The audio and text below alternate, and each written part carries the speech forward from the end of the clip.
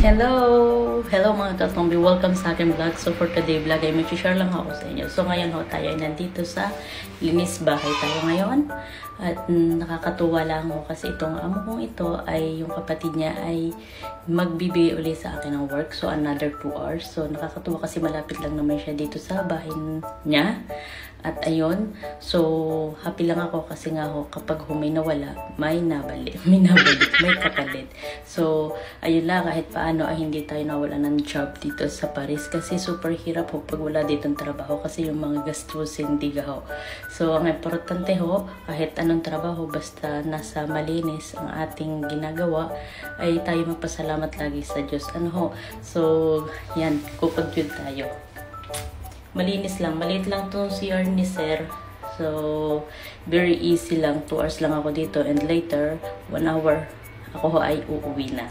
So, ayun lang. God bless. Tara na maglinis ng bahay. So, bye-bye!